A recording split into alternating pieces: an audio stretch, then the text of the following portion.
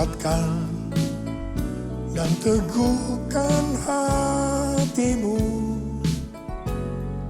Jangan takut dan tawar hati, sebab Tuhan besertamu.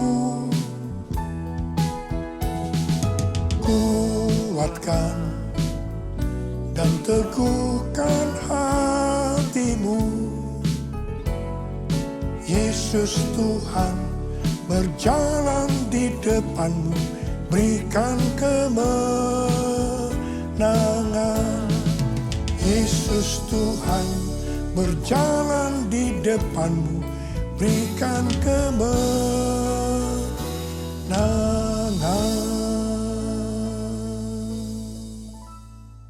Memasuki tahun 2025 ini, pesan Tuhan kepada kita dalam Mazmur 27 ayat 14 yang berkata, nantikanlah Tuhan, kuatkanlah dan teguhkanlah hatimu. Nantikanlah Tuhan. Orang yang menantikan Tuhan adalah orang yang mengandalkan Tuhan. Orang yang berharap kepada Tuhan. Yeremia 17 ayat 5 dan 6 berkata, beginilah firman Tuhan, terkutuklah orang yang mengandalkan manusia, yang bersandar pada kekuatan manusia fana, dan yang hatinya menjauh dari Tuhan. Ia akan seperti semak gundul di padang belantara. Ia tidak akan melihat datangnya keadaan baik. Ia akan tinggal di tanah tandus di padang gurun, di padang garam yang tidak berpenduduk. Yeremia 17 ayat 7 dan 8 berkata, diberkatilah orang yang mengandalkan Tuhan, yang mempercayakan dirinya pada Tuhan.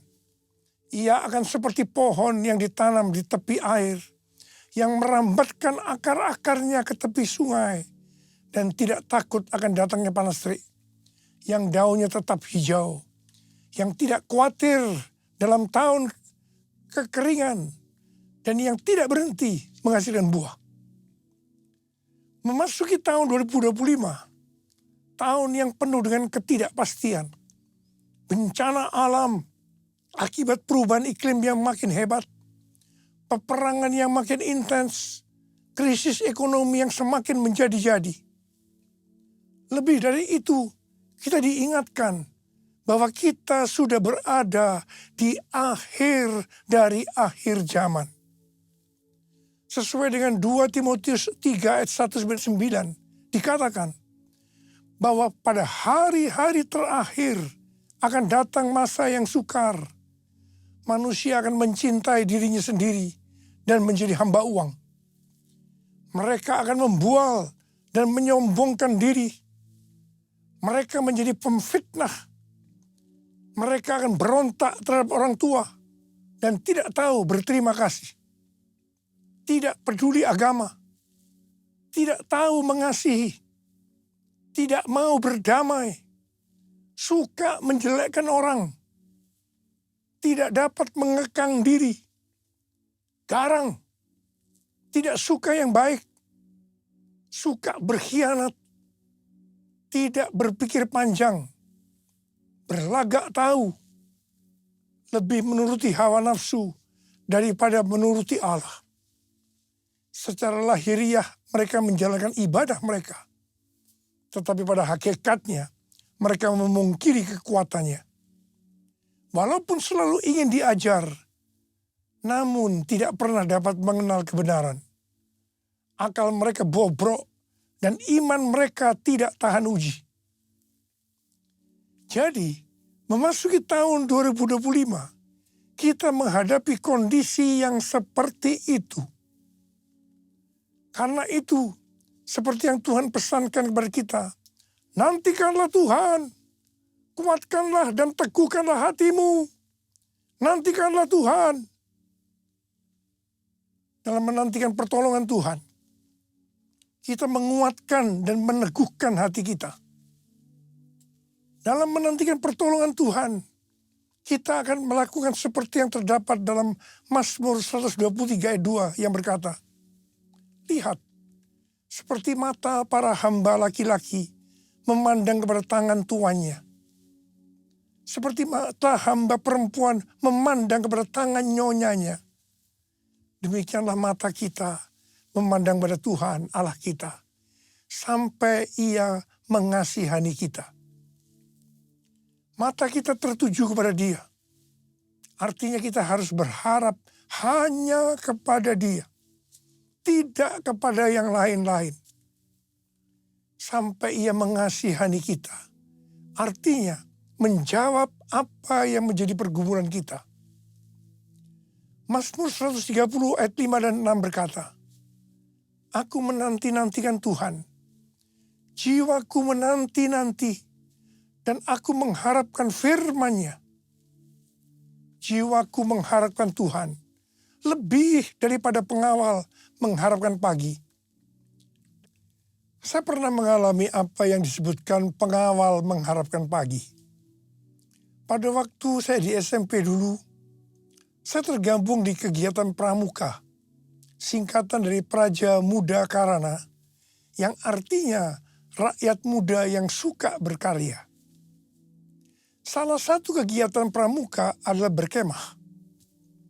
Dalam berkemah ada permainan di mana kita akan diserang oleh kelompok lain pada malam hari. Kalau ada barang kita diambil oleh mereka, kita dinyatakan kalah. Jadi kita harus waspada menjaga barang-barang kita supaya kita tidak kalah. Untuk itu kita tidur bergantian. Jadi ada yang tidur dan harus ada juga yang tetap berjaga. Saya merasakan pada waktu giliran jaga, itu sangat lama rasanya. Kepinginnya cepat-cepat pagi. Mengharapkan pertolongan Tuhan rasanya lebih lama daripada pengawal mengharapkan pagi. Mungkin hal yang seperti ini sedang kita alami sekarang ini. Tetapi marilah kita terus melakukan seperti yang tertulis dalam Mazmur 130 ayat 7 dan 8. Bahwa kita harus tetap berharap pada Tuhan. Sebab pada Tuhan ada kasih setia. Dan banyak sekali pembebasan dilakukannya. Dia akan membebaskan kita dari kesalahan kita.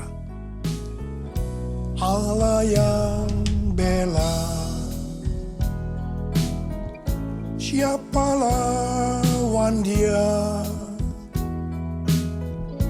Lebih dari pemenang dalam segala hal. Ku pasti dapat, aku pasti dapat lakukan semua. Yesus yang beri kekuatan, oh terpujilah namanya. Yesus yang beri kekuatan, oh terpujilah namanya. Tema tahun 2025 adalah tahun penuaian, the year of harvest. Ayat emasnya adalah Ulangan 11 ayat 13 dan 14 dan Yohanes 4 ayat 35. Sehubungan dengan tahun penuaian, kita akan membahas tentang dua hal. Yang pertama, jenis tuaian. Yang kedua, hal-hal yang harus diperhatikan dalam tahun penuaian. Mengenai soal jenis tuaian, Alkitab menggambarkan ada beberapa jenis tuaian. Yang pertama, tuaian jiwa-jiwa. Sesuai dengan Matius 9 ayat 36 sampai dengan 38. Maka jiwa-jiwa yang dimaksud adalah orang banyak yang tidak bergembala. Yaitu mereka yang belum kenal Sang Gembala Agung, yaitu Tuhan Yesus. Hari-hari ini Tuhan mengingatkan kita tentang tiga hal. Yaitu yang pertama, perhatikan tahun 2033. Yang kedua, harvest now. Yang ketiga, Jesus for everyone. Tuhan sedang berbicara kepada gerejanya di seluruh dunia. Bahwa tahun 2033, pada tahun 2033, setiap orang, everyone, akan mendapatkan kesempatan untuk berjumpa secara otentik dengan Tuhan Yesus melalui kuasa dan hadirat Roh Kudus. Rick Warren mendapatkan bahwa goal untuk menyelesaikan amanat agung adalah tahun 2033. Ketika Tuhan Yesus ditanya oleh murid-muridnya tentang tanda kedatangannya kembali, salah satunya Tuhan Yesus menjawab dari Matius 24 ayat 14. Injil kerajaan ini akan diberitakan di seluruh dunia menjadi kesaksian bagi semua bangsa. Sesudah itu barulah tiba kesudahannya. Jadi kalau Injil kerajaan sudah diberitakan di seluruh dunia menjadi kesaksian bagi semua bangsa, atau amanat agung sudah selesai, maka sesudah itu Tuhan Yesus datang kembali. Kata sesudah itu artinya tidak ada seorang pun yang tahu. Bisa 1 bulan, 1 tahun, 5 tahun, tetapi yang jelas tidak akan lama. Sebab Tuhan Yesus berkata, "Aku datang segera." Saya tidak pernah berkata bahwa Tuhan Yesus pasti datang tahun 2033. Itu tidak alkitabiah. Tetapi yang saya katakan, Tuhan Yesus bisa datang tahun 2033. Itu alkitabiah. Karena Tuhan Yesus bisa datang sewaktu-waktu. Hari-hari ini penuaian jiwa yang terbesar dan terakhir sedang terjadi. Harvest now, Jesus for everyone. Tuhan Yesus berkata dalam Yohanes 4 ayat 35. Bukankah kamu mengatakan 4 bulan lagi tibalah musim menuai? Namun aku berkata kepadamu, lihatlah sekelilingmu dan pandanglah ladang-ladang yang sudah menguning dan matang untuk dituai. Memasuki tahun 2025, kita diingatkan kembali agar kita menyelesaikan amanat agung. Tugas utama kita sebagai orang percaya, sebagai seorang murid, tidak melihat apa profesi kita adalah menyelesaikan amanat agung. Hal ini sesuai dengan Matius 28 ayat 19 dan 20. Karena itu pergilah, jadikan semua bangsa muridku, dan baptislah mereka dalam nama Bapa dan Anak dan Roh Kudus. Dan ajarlah mereka melakukan segala sesuatu yang telah kuperintahkan kepadamu. Ketahuilah, aku menyertai kamu senantiasa sampai akhir zaman. Menyelesaikan amanat agung adalah menjadikan semua bangsa itu murid Tuhan Yesus. Hanya murid yang bisa memuridkan. Karena itu kita harus terlebih dahulu menjadi murid Tuhan Yesus. 1 Yohanes 2 ayat 6 berkata, siapa yang mengatakan bahwa ia tinggal di dalam dia, ia wajib hidup sama seperti Kristus telah hidup. Kalau kita hidup sama seperti Kristus telah hidup, maka kita akan menjadi serupa dengan gambarnya. Kita adalah murid-murid Tuhan Yesus. Jesus for everyone, Jesus for everyone, Jesus for everyone, Jesus for everyone, Jesus for everyone, Jesus for everyone, Jesus for everyone, Jesus for everyone. Mengenai jenis tuaian yang kedua adalah tuaian buah roh. Roma 7 ayat 4 berkata, sebab itu, saudara-saudaraku, kamu juga telah mati terhadap hukum Taurat oleh tubuh Kristus, supaya kamu menjadi milik orang lain, yaitu milik Dia yang telah dibangkitkan dari antara orang mati, agar kita berbuah bagi Allah. Jadi kita yang telah dibebaskan dari kuasa dosa, hidupnya harus berbuah bagi Allah. Buah harus dituai. Artinya harus menghasilkan tuaian buah roh. Dengan kata lain, dalam hidup kita harus ada buah roh. Galatia 5, 22 dan 23 berkata, tetapi buah roh ialah kasih, sukacita, damai sejahtera, kesabaran, kemurahan, kebaikan, kesetiaan, kelemah lembutan, penguasaan diri. Tidak ada hukum yang menentang hal-hal itu. Salah satu aspek dari buah roh adalah kelemah lembutan, yang dapat diartikan juga sebagai kerendahan hati, humility. Kita semua harus rendah hati. Jangan sombong, jangan congkak. Karena Allah menentang orang congkak, tetapi mengasihani orang yang rendah hati. Ini dituliskan di 2 ayat, yaitu 1 Petrus 5 ayat 5 dan Yakobus 4 ayat 6. Ini berarti peringatan yang sangat serius dari Tuhan.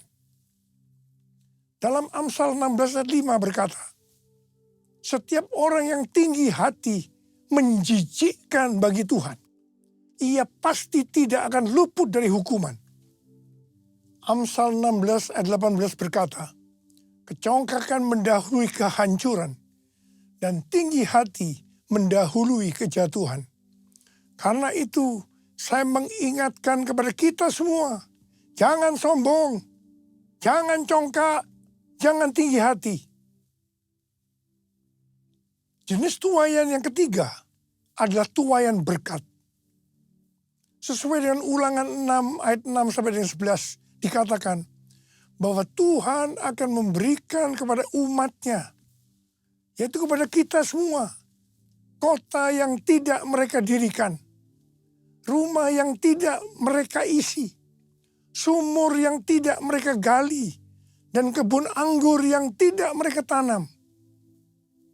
Meskipun melibatkan usaha manusia, tuaian berkat bagi kita sesungguhnya adalah anugerah Tuhan. Mengenai melibatkan usaha manusia, kita harus mengingat apa yang dikatakan Amsal 10 ayat 22 yang berkata, berkat Tuhanlah yang menjadikan kaya, jerih payah tidak akan menambahinya.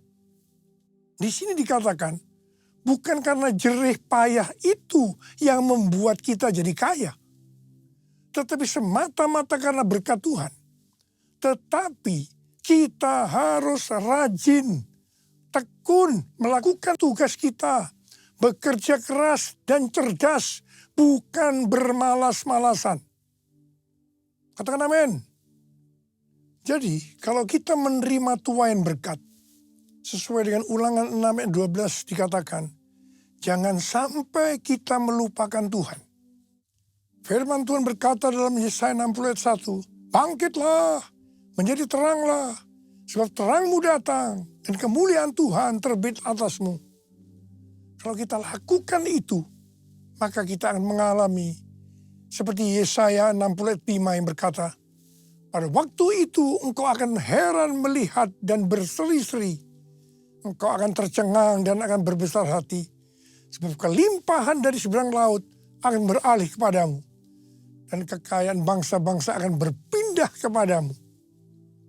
Sesuai dengan yang dikatakan dalam Yesaya 61 ayat 6. Maka kalau kita disebut imam Allah dan menjadi pelayan Allah, maka kita akan menikmati kekayaan bangsa-bangsa. Dan akan memegahkan diri dengan segala harta benda mereka. Haleluya. Tuhan mengingatkan kita bahwa tuaian berkat yang diberikan kepada kita bukan hanya untuk pribadi kita, tetapi lebih dari itu untuk menyelesaikan amanat agung. Katakan amin. Jenis tuaian yang keempat adalah tuaian di bumi. Sesuai dengan Wahyu 14 ayat 18 sampai dengan 20. Bahwa di akhir zaman, malaikat Allah akan menuai di bumi dengan mengumpulkan orang fasik untuk penghukuman Allah. Dalam ayat-ayat ini dikatakan, seorang malaikat yang lain lagi datang dari Mesbah. Ia berkuasa atas api dan ia berseru dengan suara nyaring kepada malaikat yang memegang sabit tajam itu, katanya, ayunkanlah sabitmu yang tajam itu dan potonglah buah-buah pokok anggur di bumi, karena buahnya sudah masak. Lalu malaikat itu mengayunkan sabitnya ke atas bumi dan memotong buah pokok anggur di bumi dan melemparkannya ke dalam gilingan besar, yaitu murka Allah. Buah-buah anggur itu digiling di luar kota dan dari gilingan itu mengalir darah. Tingginya sampai ke kekang kuda dan jauhnya 300 kilometer. Ada yang menafsirkan bahwa ini adalah perang Harmagedon. Hari-hari ini kita sedang melihat peperangan antara Israel melawan Hamas, Hizbullah, Houthi, Iran yang makin intens. Demikian juga perang antara Rusia dan Ukraina yang tensinya makin tinggi. Semua yang terjadi ini pada akhirnya akan menuju perang besar, yaitu perang Harmagedon. Mungkin itu juga yang dikatakan orang perang dunia ketiga. Penuaian jiwa akan berjalan paralel dengan goncangan-goncangan. Kuasanya dicurahkan, berkatnya dilimpahkan, penuaian besar sungguh terjadi. Segala bangsa akan datang menyembah Yesus Tuhan, kemuliaan Tuhan telah turun. Kemuliaan Tuhan telah turun. Kemuliaan Tuhan telah turun. Hal-hal yang harus diperhatikan dalam tahun penuaian. Yang pertama, akan terjadi pencurahan Roh Kudus yang dahsyat. Panen dapat dituai apabila ada hujan awal yang fungsinya adalah untuk menggemburkan tanah.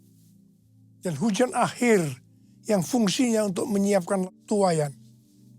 Ulangan 11 ayat 13 sampai dengan 14 berkata, jika kamu sungguh-sungguh mendengarkan perintah yang kusampaikan kepadamu pada hari ini, dengan mengasihi Tuhan Allahmu, dan beribadah kepadanya dengan segenap hatimu dan segenap jiwamu, maka ia akan memberikan hujan untuk tanahmu pada masanya. Hujan awal dan hujan akhir, sehingga engkau dapat mengumpulkan gandum, anggur, dan minyakmu. Yang dimaksudkan dengan hujan akhir adalah pencurahan Roh Kudus di hari-hari terakhir ini, yang akan mempersiapkan tuaian jiwa yang terbesar. Dan yang terakhir, itu adalah Pentakosta yang ketiga. Pada tanggal 23 sampai dengan 25 Oktober 2024, diadakan simposium Pentakosta ketiga di Church of God, Cleveland, Tennessee. Simposium Pentakosta ketiga artinya hanya membicarakan Pentakosta ketiga. Ini adalah hari yang bersejarah. Pertanyaannya, mengapa harus di Amerika? Hal ini sesuai dengan nubuatan C.D. Jacob bahwa gerakan Pentakosta ketiga dari timur ke barat dan kembali ke Yerusalem. Barat yang dimaksudkan adalah Amerika Serikat. Jadi dari Amerika Serikat, Pentakosta ketiga akan menyebar ke seluruh dunia.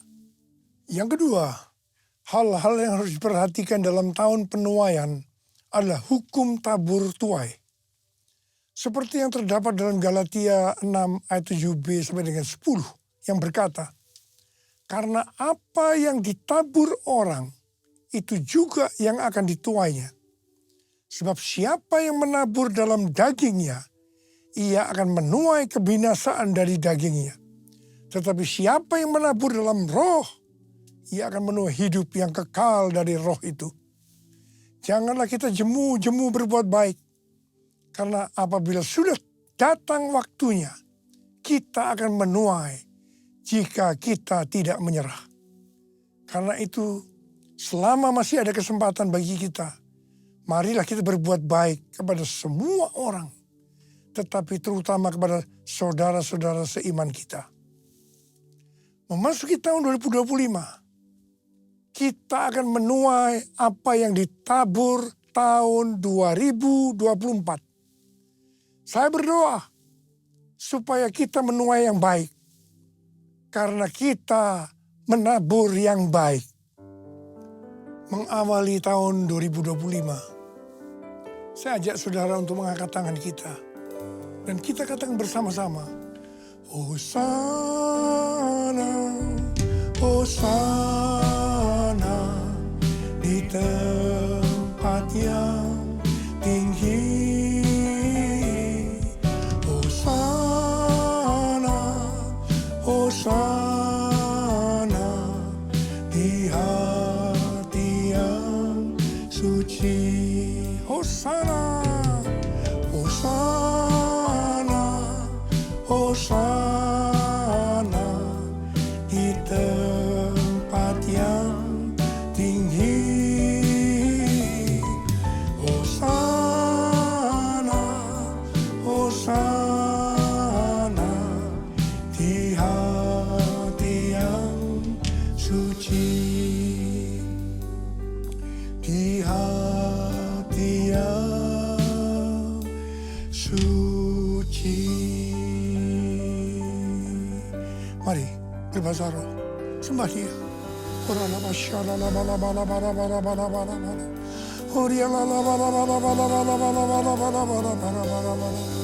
Sembah Dia, sembah Dia, sembah Dia, sembah Dia, sembah Dia.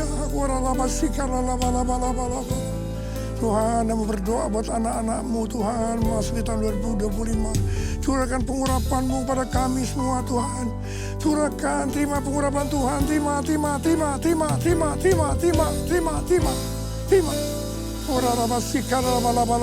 kasih.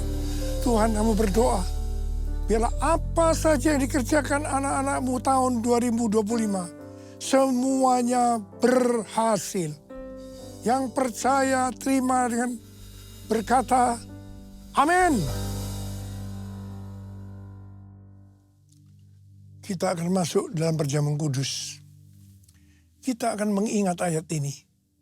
Sebab setiap kali kamu makan roti ini dan minum cawan ini, kamu memberitakan kematian Tuhan sampai Ia datang.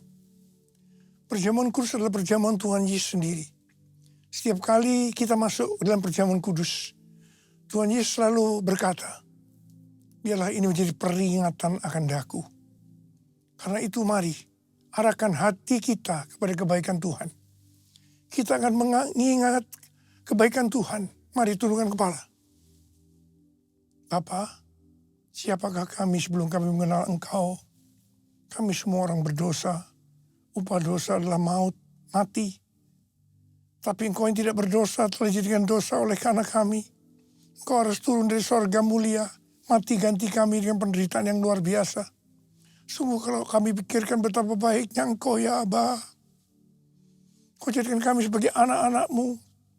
Engkau tuntun, Engkau bela, Engkau berkati, Engkau lindungi, Engkau tegur juga kalau kami salah.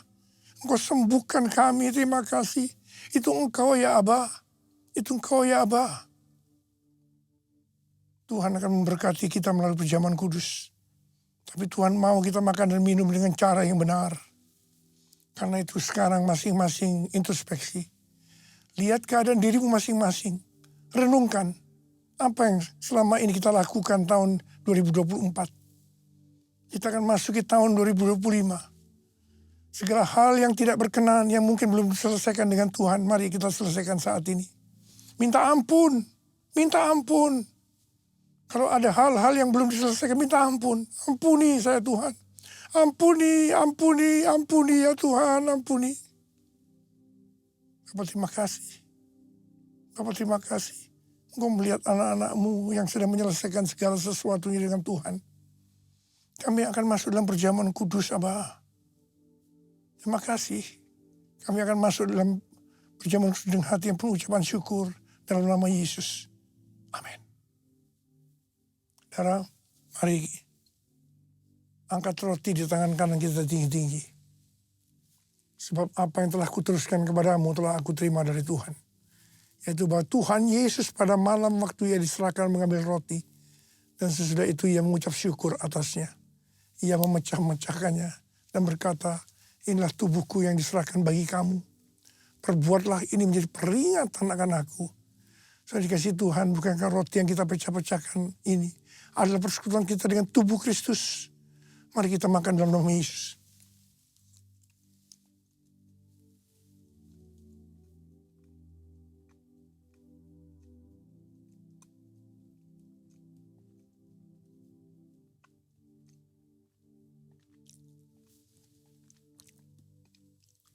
angkat cawan di tangan kanan kita tinggi-tinggi.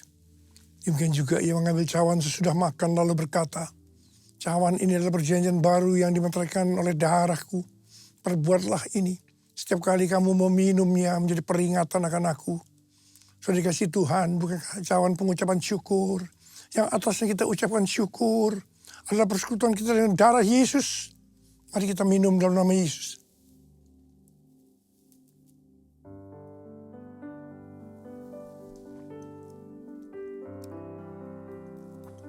Ucapan syukur dan terima kasih.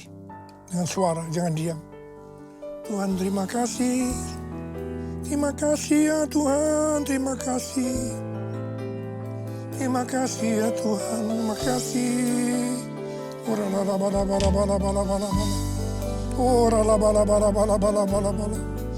Tuhan, saat ini Tuhan kau melihat anak-anak-Mu, kau tolong mereka. Saat ini kau sedang menyembuhkan yang sakit, sedang membebaskan yang terikat, menghibur yang susah, menguatkan yang lemah, memberikan pengharapan-pengharapan yang baru bagi yang datang dengan keadaan putus pengharapan. Tuhan, berkati anak-anak-Mu, kasihani mereka Tuhan, kasihani mereka. Tuhan terima kasih, Tuhan terima kasih, terima kasih. Terima kasih Yesusku, terima kasih Yesusku. Puji syukur hanya bagi Tuhanku. Terima kasih Yesusku, terima kasih Yesusku. Puji syukur hanya bagi Tuhanku. Terima kasih Tuhan. Terima kasih Yesusku, terima kasih Yesusku. Puji syukur hanya bagi Tuhanku. Terima kasih Yesusku, terima kasih Yesusku. Puji syukur hanya bagi Tuhanku. Puji syukur hanya bagi Tuhanku.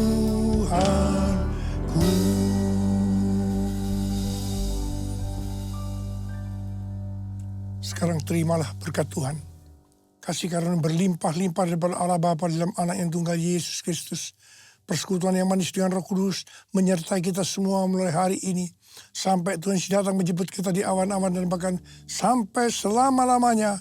Yang percaya bersama-sama katakan, amin. Selamat tahun baru 2025, tahun penuaian, the year of harvest. Tuhan Yesus memberkati kita semua berlimpah, limpah, limpah. Amin.